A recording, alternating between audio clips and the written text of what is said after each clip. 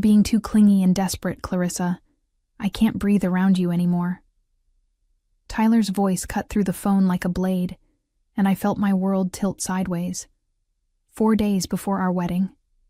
4 days before the day I had planned for 18 months, down to the last detail. "My name is Clarissa Monroe, and I'm 30 years old.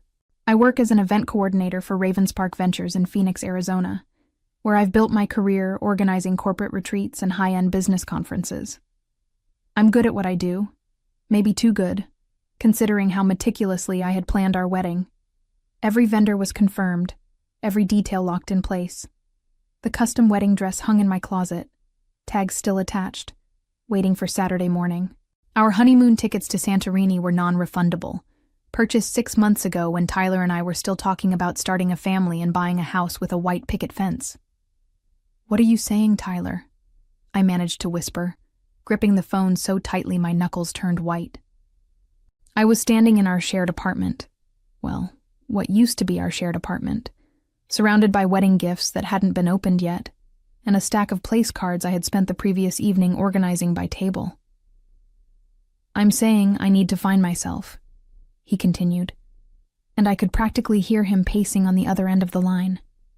"This whole wedding thing, it's moving too fast.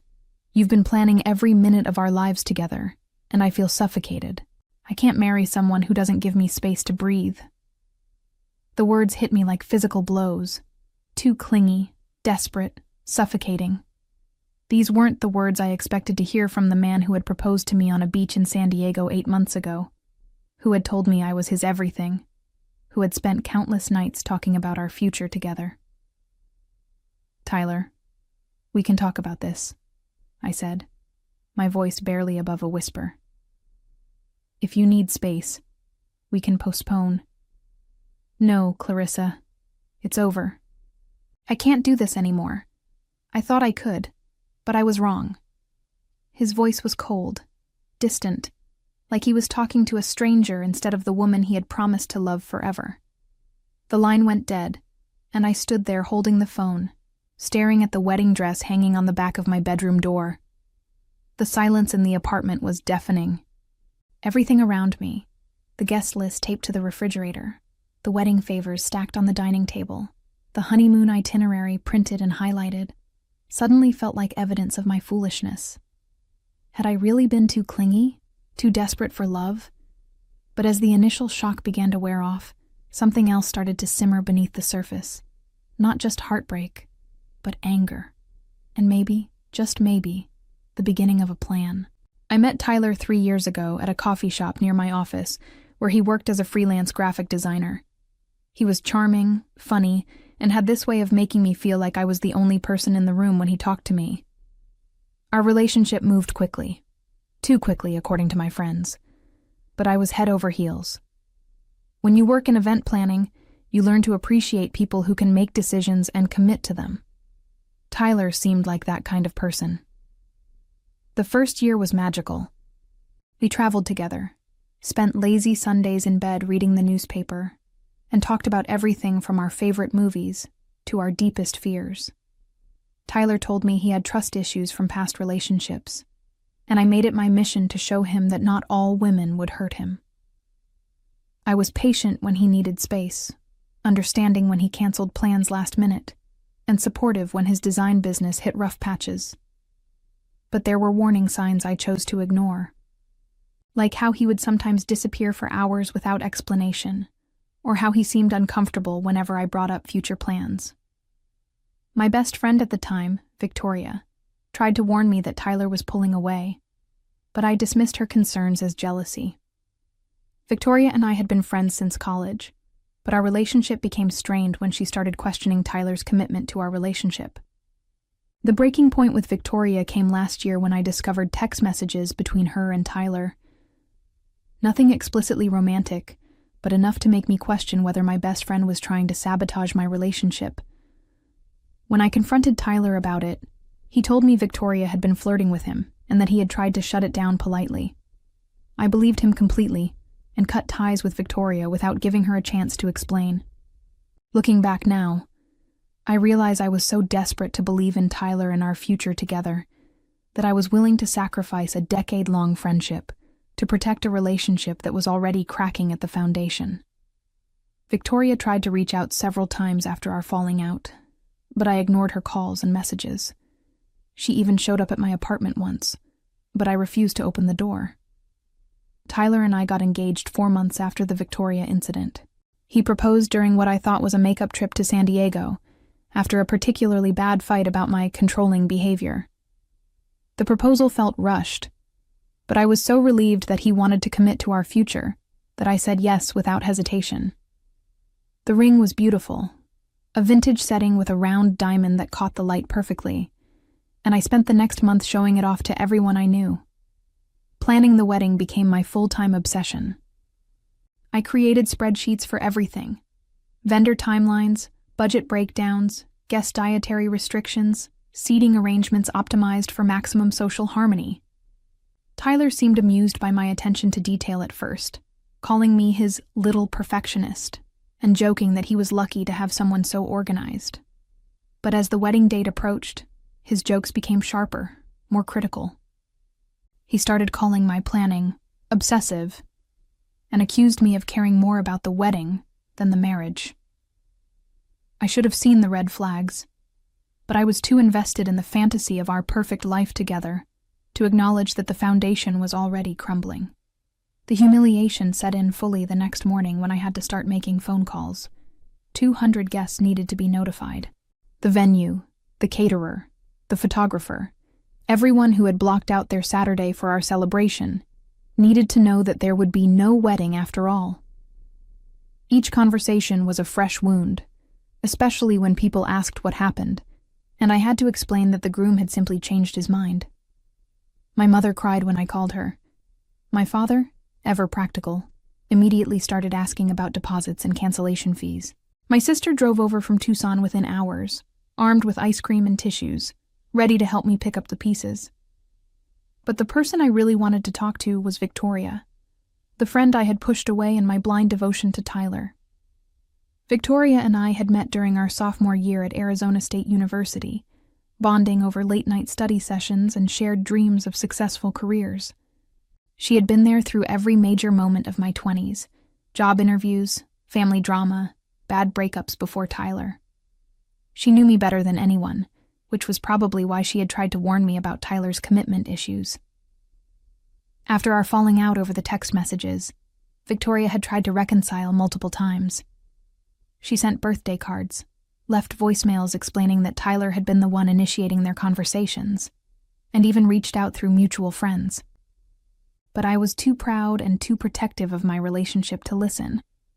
I blocked her number and removed her from all my social media accounts, effectively erasing a decade of friendship to prove my loyalty to Tyler. Now, sitting in my empty apartment surrounded by wedding presents and reminders of my canceled future, I realized how badly I had misjudged the situation. Tyler had painted Victoria as the villain, but maybe she had just been trying to look out for me. Maybe those text messages weren't her trying to steal my fiancé, but her trying to figure out if he was planning to hurt me. The non-refundable tickets to Santorini sat on my kitchen counter like a taunt. $4,000 for a week-long honeymoon that would never happen. The travel insurance I had purchased wouldn't cover a canceled wedding, only medical emergencies or natural disasters. I stared at the confirmation email on my laptop, reading the romantic villa description and wine-tasting excursions that Tyler and I had planned together during happier times. As I sat there wallowing in self-pity and financial loss, an idea began to form. A crazy, impulsive idea that would either be the beginning of my healing process or the most expensive mistake I had ever made. I picked up my phone and scrolled through my contacts until I found Victoria's number, still there despite everything that had happened between us. My finger hovered over the call button for a full minute before I finally pressed it. The phone rang once, twice, 3 times before Victoria's familiar voice answered, cautious and surprised. "Clarissa, is everything okay?" "Victoria, I need to ask you something, and I need you to be completely honest with me." My voice was shaky, and I could hear the vulnerability in my own words. "Those text messages between you and Tyler last year, what really happened?" There was a long pause on the other end of the line, and I could almost hear Victoria choosing her words carefully. Clarissa, I tried to tell you back then, but you wouldn't listen. Tyler was the one reaching out to me. He kept asking me to meet up for coffee, saying he needed advice about your relationship. When I told him it wasn't appropriate for me to be in the middle of your problems, he got angry and accused me of being jealous of what you two had. My stomach dropped. What kind of advice was he asking for? He said you were becoming too attached, too focused on the future instead of living in the moment. He wanted to know if I thought you would be okay with taking a break from the relationship. I told him that if he was having doubts, he needed to talk to you directly, not go behind your back asking your friends for permission to hurt you. I closed my eyes, feeling the full weight of my mistake. Victoria, I'm so sorry. I should have listened to you. I should have trusted our friendship instead of... Clarissa, why are you calling me now? What happened? Victoria's voice was gentle but concerned. Tyler called off the wedding. 4 days before we were supposed to get married, he told me I was too clingy and desperate. He said he needed to find himself. The words felt bitter in my mouth, but saying them out loud to Victoria somehow made them feel less devastating. Oh, honey, I'm so sorry. Are you okay? Do you want me to come over? For a moment, I was overwhelmed by how quickly Victoria offered support, despite how badly I had treated her. This was the friend I had lost because I was too blinded by love to see Tyler for who he really was. Actually, I was calling to ask you something completely crazy. How do you feel about a last-minute trip to Greece? Victoria laughed, but not unkindly. What are you talking about? I have non-refundable honeymoon tickets to Santorini. $4,000 worth of romantic dinners and sunset tours that I can't get back. I was thinking maybe instead of wallowing in self-pity, I could turn this disaster into something positive. What do you say to a girls' trip? The silence stretched long enough that I started to worry Victoria would hang up on me. Finally, she spoke. Clarissa, are you sure? A week ago you wouldn't return my calls, and now you want to take me on your honeymoon? I know how it sounds, but I've been thinking about everything that happened between us, and I realize I was wrong. Tyler manipulated the situation to make you look like the bad guy, and I fell for it completely. I chose him over our friendship, and I've regretted it every day since. I can't undo the damage I caused, but maybe I can start making amends. When would we leave? Victoria asked, and I could hear the curiosity in her voice. Saturday, the day I was supposed to be getting married. The villa is booked, the flights are confirmed, and honestly, I think getting out of Phoenix for a week might be exactly what I need right now. Plus, Tyler always said I was too dramatic and emotional.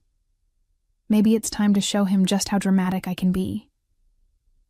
Victoria was quiet for another moment, and then I heard something that made my heart lift for the first time in 24 hours. She was laughing. Really laughing. The kind of deep, genuine laugh that had made me fall in love with our friendship in the first place. You know what, Clarissa? That sounds like the best revenge I've ever heard. Count me in. As we started talking about packing and logistics, I felt something I hadn't experienced in months: excitement. Not the anxious, desperate excitement of trying to make Tyler happy, but genuine anticipation for an adventure with someone who actually cared about my well-being. For the first time since Tyler's phone call, I started to think that maybe this disaster could turn into something beautiful. The next 3 days flew by in a whirlwind of preparation and unexpected revelations. While Victoria rushed to get time off from her job at Northrise Apparel, where she worked as a marketing manager, I threw myself into transforming our honeymoon into the ultimate girls' trip. Every romantic dinner reservation became an opportunity for us to reconnect. Every couple's massage appointment was changed to side-by-side treatments for friends. But the most surprising part was how much I learned about Tyler during those 3 days of planning. When I called the hotel to change the reservation from a couple to 2 friends, the manager mentioned that someone else had already called, asking about the booking details. When I pressed for more information, I discovered that Tyler had been calling our vendors as late as Tuesday, 2 days before he called off the wedding. asking about cancellation policies and whether deposits could be transferred to future dates. The revelation hit me like a physical blow. Tyler hadn't made a sudden decision in a moment of panic. He had been planning to leave me for days, maybe even weeks, while I was addressing wedding invitations and confirming final guest counts. He had been calculating the best way to minimize his financial losses while devastating my life completely. When I shared this discovery with Victoria, her reaction was immediate and furious. "That calculating bastard," she said over coffee on Thursday afternoon. "He was planning his exit strategy while you were planning your future together. Do you realize how manipulative that is?" "I keep thinking about all the times he accused me of being controlling and obsessive," I said, stirring my latte absently. "But he was the one orchestrating everything behind the scenes. He made me feel crazy for wanting to plan our life together, when really he was planning his escape." Victoria reached across the table and squeezed my hand. "Clarissa, you weren't crazy. You were being a normal person who was excited about getting married. Tyler just didn't have the courage to be honest about his feelings, so he made you the villain instead." That evening, as I was packing for Santorini, Tyler finally showed up at my apartment. I heard his key in the lock and felt my heart race, but not with the desperate hope I might have expected. Instead, I felt a cold anger that surprised me with its intensity. "Clarissa, we need to talk," Tyler said as he walked into the living room. He looked terrible, unshaven, wearing the same clothes I had seen him in 3 days ago, with dark circles under his eyes that suggested he hadn't been sleeping well. "About what, Tyler? About how you spent days calling vendors behind my back while I was planning our wedding? About how you made me feel like I was suffocating you when really you were just too cowardly to break up with me honestly?" Tyler's face went pale. "How did you... I don't know what you're talking about. The hotel manager told me someone called asking about cancellation policies. The florist mentioned that my husband had inquired about transferring our deposit to a future event. Should I keep going, or are you ready to admit that your sudden need to find yourself was actually a calculated plan to dump me while protecting your own interests?" For the first time in our 3-year relationship, Tyler looked genuinely ashamed. "Clarissa, I'm sorry. I didn't mean for it to happen this way. I just got scared and—" "Save it," I interrupted, surprising myself with how steady my voice sounded. "I'm going to Santorini tomorrow, and I'm going to have the time of my life.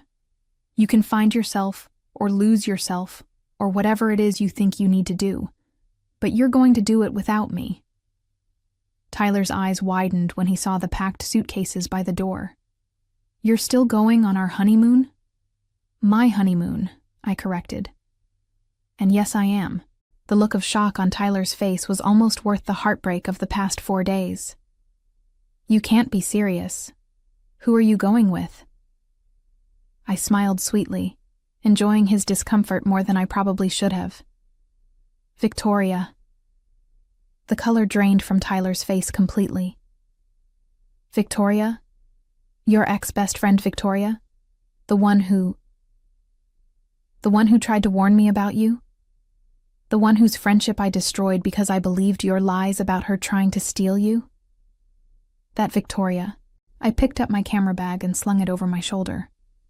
"Turns out she was right about you all along."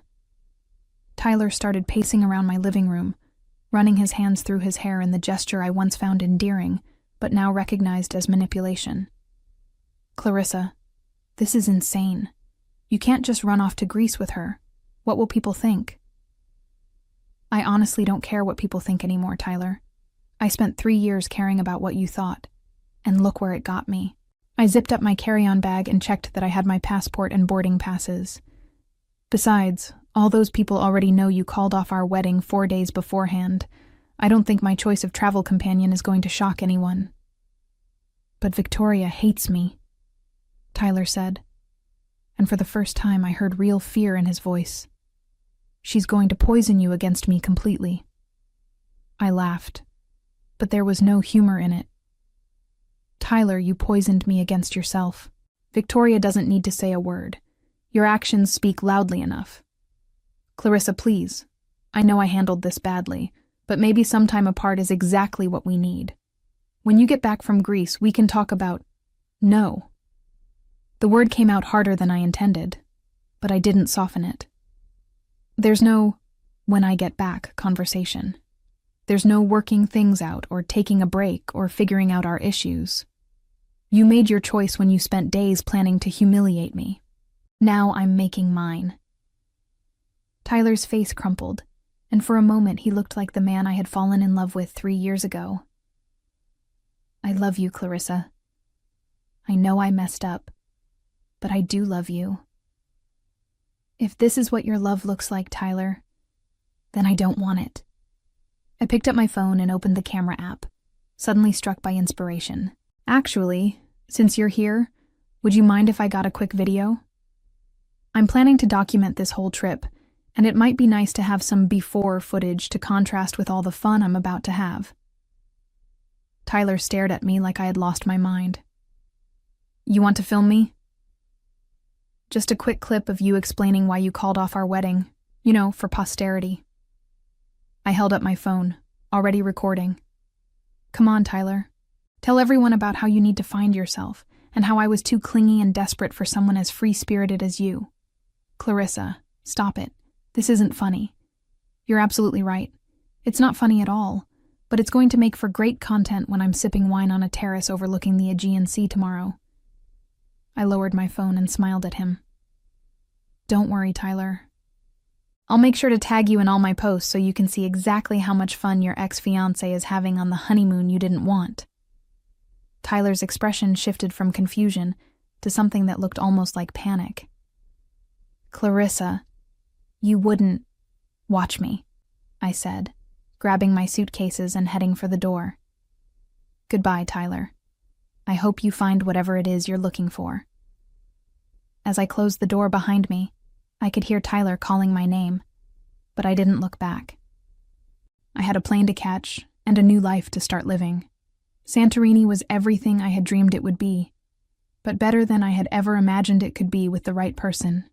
Victoria and I arrived at the villa on Saturday evening, what should have been my wedding night. Exhausted from travel, but giddy with the realization that we were actually doing this. The sunset from our terrace was breathtaking, painting the white buildings and blue domes in shades of gold and pink that no photograph could capture. To new beginnings, Victoria said, raising her glass of local wine as we watched the sun disappear into the sea. To friendship, I replied, clinking my glass against hers, and to the best decision I've made in years. We spent the evening planning our week, mapping out all the activities Tyler and I had researched together, but would now become memories with my restored best friend instead. Every restaurant reservation, every tour, every romantic sunset spot would be transformed from a symbol of my failed relationship into a celebration of my freedom. That night, as I uploaded our first photos to social media, I felt a thrill of anticipation. The image of Victoria and me laughing on the terrace, wine glasses in hand, and the Santorini sunset behind us was captioned simply, "Best honeymoon ever. Thanks for the recommendation, Tyler." I tagged him in the post and set my phone aside, knowing it was only a matter of time before he saw it. The response was immediate and overwhelming. Friends who had been walking on eggshells around me since the wedding cancellation suddenly flooded the comments with heart emojis and messages of support. "You look amazing. Living your best life. Tyler's loss." The validation felt incredible, but what felt even better was the genuine joy on Victoria's face as she read the comments over my shoulder. "I can't believe how many people are rooting for you," she said, scrolling through the responses. "Look at this. Even your cousin from Denver says she never liked Tyler anyway." I laughed, feeling lighter than I had in months. Apparently calling off a wedding 4 days beforehand doesn't win you many popularity contests. Who knew? By Wednesday, our Santorini adventure had taken on a life of its own. What started as a simple girls' trip had evolved into a full-scale documentation project, with Victoria and me filming everything from wine tastings to cooking classes to our attempts at traditional Greek dancing. The content was funny, spontaneous, and genuine. Everything my relationship with Tyler had stopped being months ago. The video that broke the internet, however, was filmed on Thursday evening at a seaside restaurant in Oya. Victoria and I had just finished an incredible dinner of fresh seafood and local specialties, and we were both a little wine drunk and feeling philosophical about life. I set up my phone to record what I thought would be a simple thank you message to everyone following our adventure. Day 6 in Santorini, I began, the camera capturing the stunning backdrop of white buildings cascading down the cliffside behind us. I just want to thank everyone who's been following along on this incredible journey. A week ago, I thought my life was over because my fiancé decided I was too clingy and desperate for him. But you know what I've realized? I wasn't clingy. I was just clinging to the wrong person. Victoria jumped into frame, throwing her arm around my shoulders. And now she's clinging to me, and I'm totally okay with it. We collapsed into giggles, and I continued through my laughter. So Tyler, if you're watching this, and I know you are because you've viewed every single one of my stories, I just want to say thank you. Thank you for showing me what I don't want in a partner. Thank you for teaching me that I deserve better. And thank you for giving me the push I needed to rebuild the friendship I should never have sacrificed for you. The video ended with Victoria and me raising our glasses to the camera and shouting in unison, to finding yourself and losing the dead weight. Within hours, the video had been shared hundreds of times, with comments pouring in from friends, acquaintances, and complete strangers celebrating my transformation from heartbroken bride-to-be to confident, independent woman living her best life. But the comment that made it all worthwhile came from Tyler himself, posted at 3 a.m. Phoenix time. "We need to talk when you get back. This has gone far enough." I screenshot the comment and showed it to Victoria over breakfast the next morning. Her response was immediate. "Sounds like someone's realizing what he lost." I smiled, feeling a satisfaction deeper than any revenge I had planned. "Too little, too late," I said, and meant every word. As I reflected on this journey of reclaiming my life and friendships, I realized that sometimes the best revenge isn't about hurting the person who hurt you. It's about becoming so happy without them that their absence becomes a gift rather than a loss.